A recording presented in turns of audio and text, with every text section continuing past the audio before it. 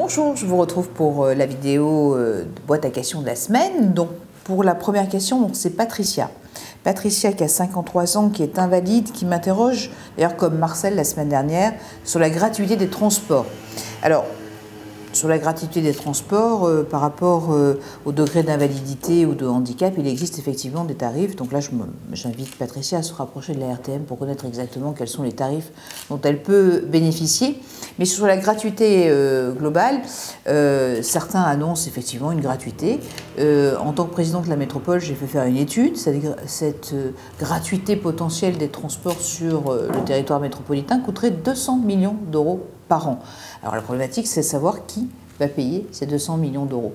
Aujourd'hui, je pense que ce n'est pas tellement un problème de gratuité, parce qu'il y a énormément de personnes qui prennent les transports. Les transports sont des fois même saturés aux heures de pointe.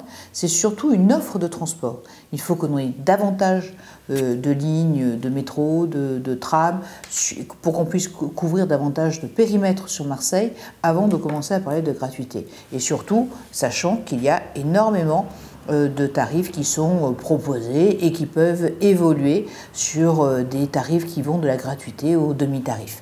Donc avant de faire certaines annonces, certains le font de manière démagogique, mais sans regarder les coûts.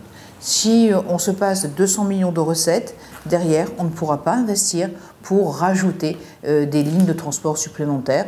Donc ça serait de la folie complète. Alors d'abord, on va aller chercher de l'argent aussi bien de la part des autres collectivités, de l'État aussi, pour augmenter l'offre de transport. Et puis après, quand on sera arrivé à un certain niveau d'offre de transport, on pourra re-regarder les choses un peu plus précisément.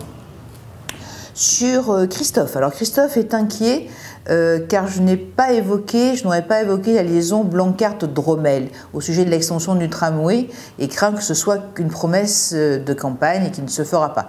Alors d'abord Christophe, je fais ce que je dis ce que je fais, c'est un principe depuis que je suis élu et je continuerai. Donc ce n'est pas une promesse en l'air.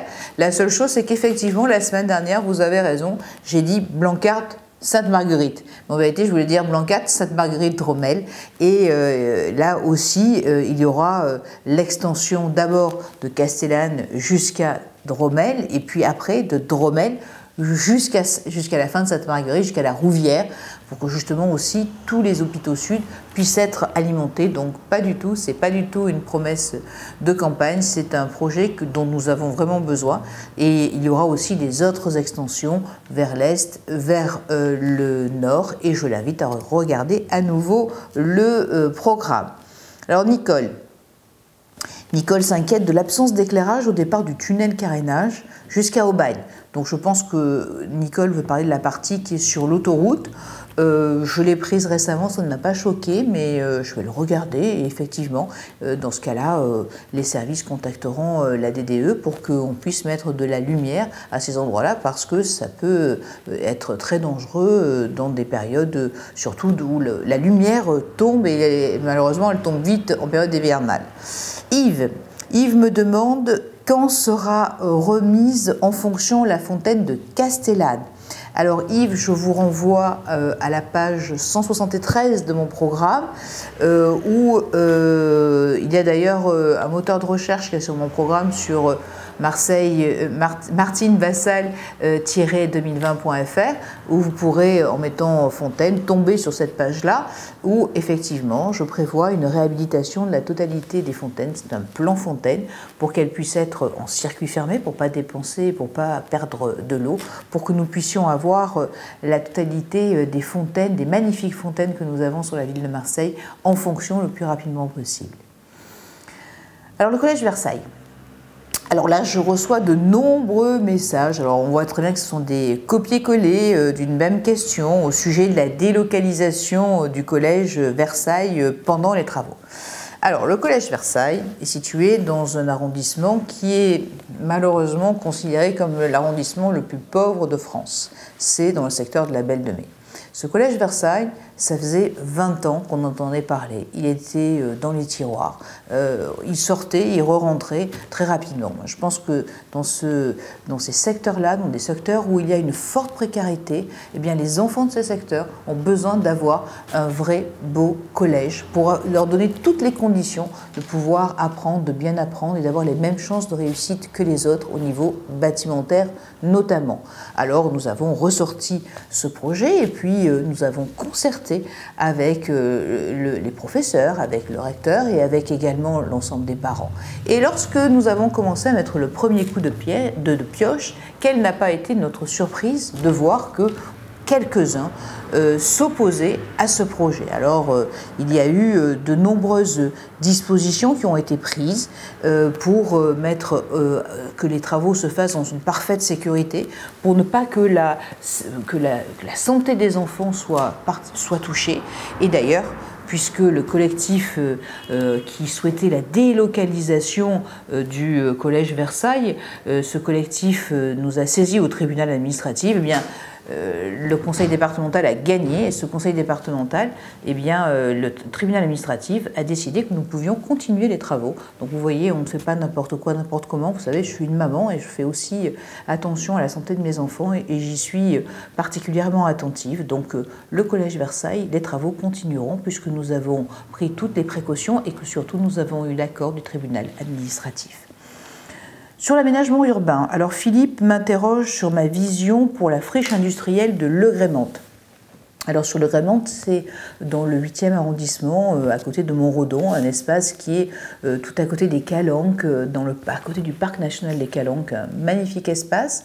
Donc je vous rappelle que l'année dernière, nous avons fait des travaux pour permettre justement une meilleure circulation. Quand on vient des Goudes pour aller jusqu'à la Pointe-Rouge, on n'y passe pas un temps infini. Aujourd'hui, en 20 minutes, on peut descendre des Goudes ou y monter parce que le sens de circulation a changé, les travaux ont été faits. Donc sur Le Grémente, je sais qu'il y avait un projet qui était prévu, un projet assez faramineux. Ce projet, pour l'instant, ne se fait pas. Il n'a pas été accepté par la ville de Marseille, suivant les dernières informations que j'ai eues. Donc il faudra regarder de très près sur la prochaine exécutif quels seront les bâtiments qui seront prévus.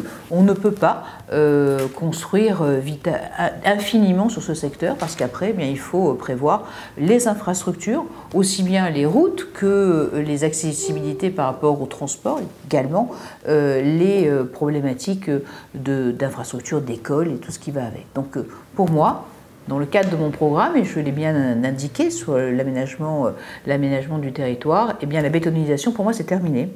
On ne va pas construire n'importe où, n'importe comment. Il faudra qu'on regarde, qu'on ait un plan d'urbanisation sur la totalité de la ville. Il y a des endroits où oui, on peut construire, d'autres où il faut respecter le paysage global et surtout le faire en fonction des accessibilités, des infrastructures et aussi des équipements qui sont mis à disposition. Donc vous voyez, et surtout, je pense qu'il faut aussi dans cet endroit-là beaucoup concerter.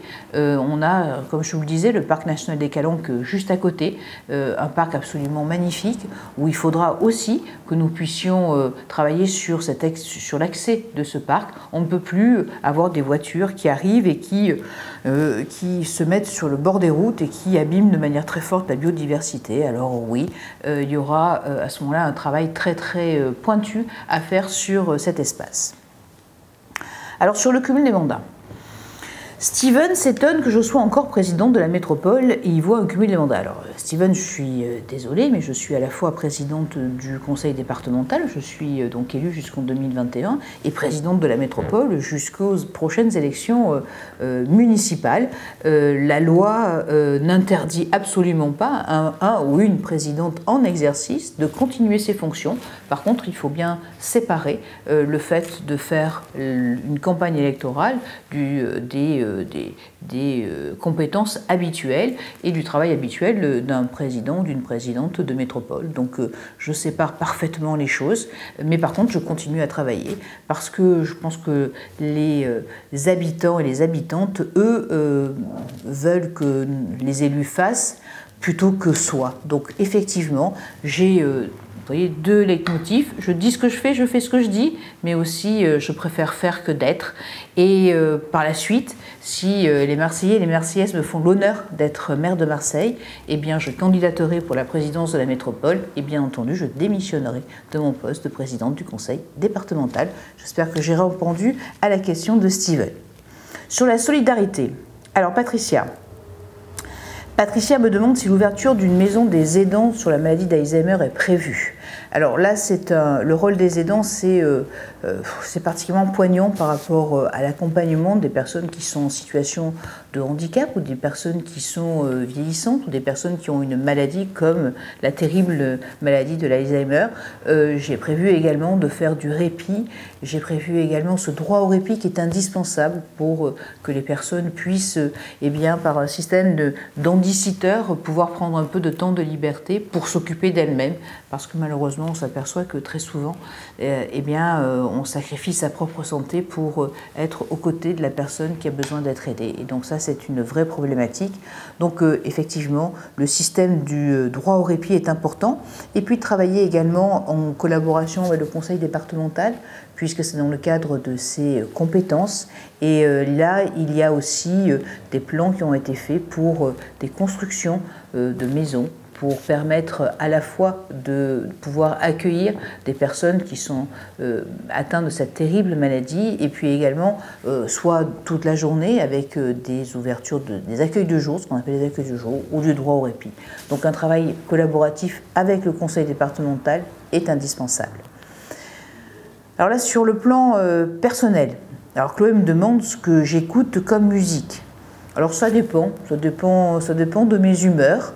J'aime beaucoup la variété française et dans mes chanteuses préférées, en ce moment c'est Lara Fabian. Ça me détend énormément d'écouter des chansons d'amour. Ça me fait penser à autre chose et ça me permet aussi un peu de m'évader. Donc merci de m'avoir posé cette question. D'ailleurs, je crois que je vais aller écouter Lara Fabian tout de suite. Je vous remercie et puis à la semaine prochaine pour les autres questions.